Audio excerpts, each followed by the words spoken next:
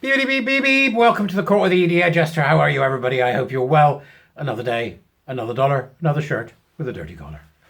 And we're off. Buy me a coffee, share, subscribe, become a warrior teacher. Come on, come and join the march to cohort. I need to fill it up. I went to the Free Speech Union do, which was very nice. Yes, good to see a few people. Lovely to catch up with people from the WRN. Shout out there to the Women's Rights Network, and also to see Toby Jones speak and marvellous Denise Famay. Wonderful.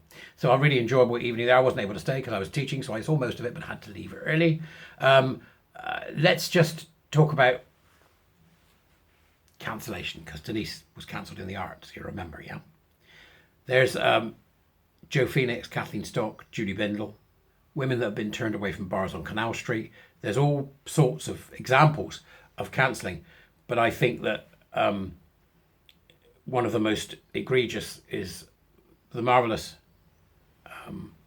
Professor Joe Phoenix, who I had the delight of meeting at the LGBT Alliance conference, and the word powerhouse is how I would describe her. It was a pleasure to meet her.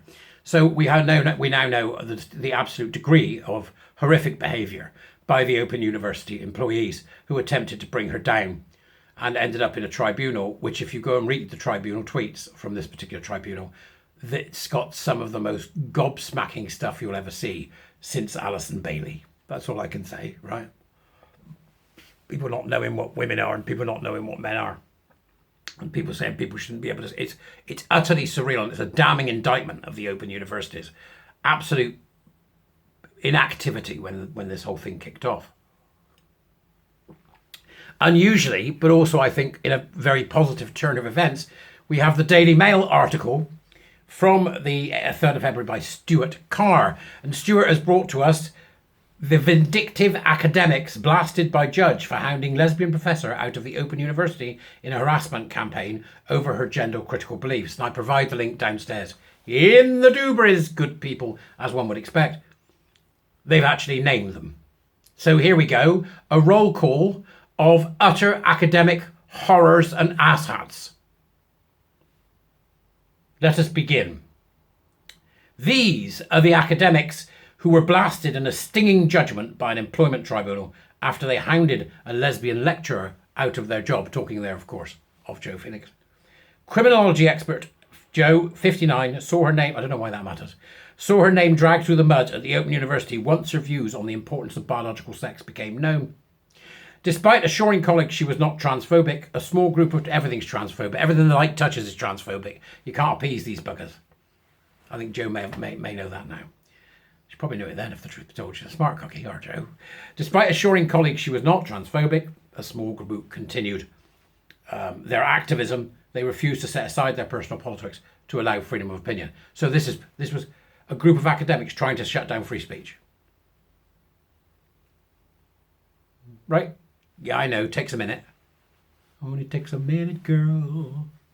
But it takes a minute, but that's true. Last week, in an extraordinary judgment, the participants were criticised for their vindictive motives, as well as their evidence, which a judge described as evasive and not credible. It's what I call a judicial fisting. So we begin. Buckle up. You can go and read the article along if you wish to. We begin with the people that did this. First of all, we have Dr. Lee Downs, a doctor, right? Of what? A doctor of thigh stroking. That's what. Who identifies as non-binary, led a campaign against Professor Joe Phoenix, publishing an open letter in order to create a pylon which amassed 368 staff signatures. That's Dr. Lee Downs, who's a doctor in a university who not. If a doctor in a university identifies as non-binary, sack them, because they're not covered in the Equality Act, nor should they ever be. Nutters, right? What we got next? Next we've got, excuse me, head of department, Dr. Deborah Drake, likened Professor Phoenix to controversial US sociologist Charles Murray, who has been perceived as racist. She refused to take action to stop the hostility against Professor Phoenix. Deborah Drake, for fuck's sake. Who else have we got? Here's another wibbler. Right, Professor Louise Westmoreland, a former friend, likened the under fire professor to a racist uncle at a dinner party.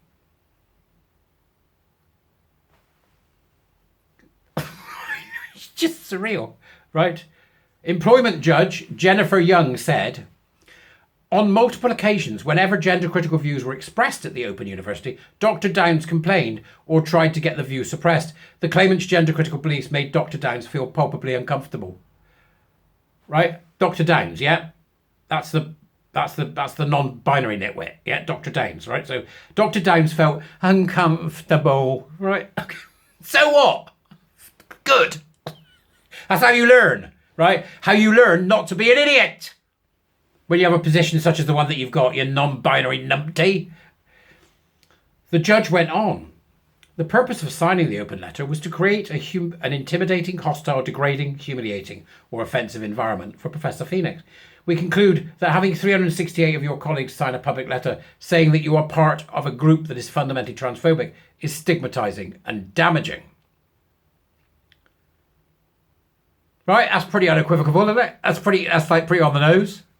Besides Dr. Downs, other signatories in the open letter include Dr. Helen Bowes-Catton, Dr. Nicholas Neri, Professor Peter Keogh, Natalie Starkey and Dr. Chris Williams were found to have contributed to the hostility despite their claims that they were expressing academic freedom. I love it.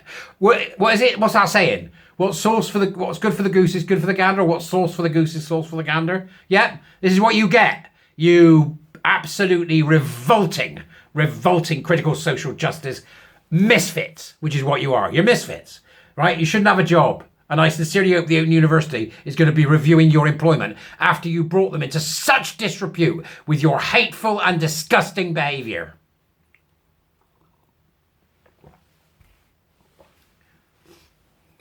It's fun, isn't it? It's fun when you've got a chance to tell people off.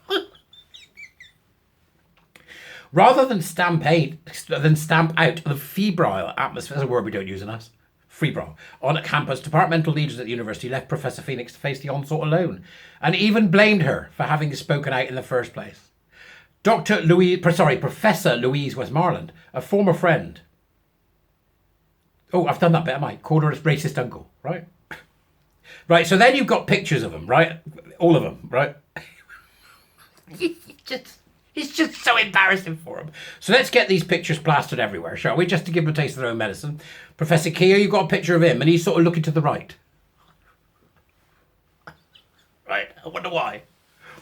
And then we've got Dr. Helen Bowes-Catton tweeted a link to the open letter. The tribunal found this as contributed to the pylon. She's there smiling, sitting on a couch. We've then got Dr. Chris Williams, who displayed an irrational fear in looking at obtaining an injunction against Professor Phoenix. Oh, what's that behind his head? Oh, he stood in front of a bookcase with MA in Humanities written on it. Oh. Dr. Chris Williams, he tried to get an injunction against her. What a nutter. Right. And was hostile to the claimant because she had gender-critical beliefs. We've then got Dr. Nicholas Sherry,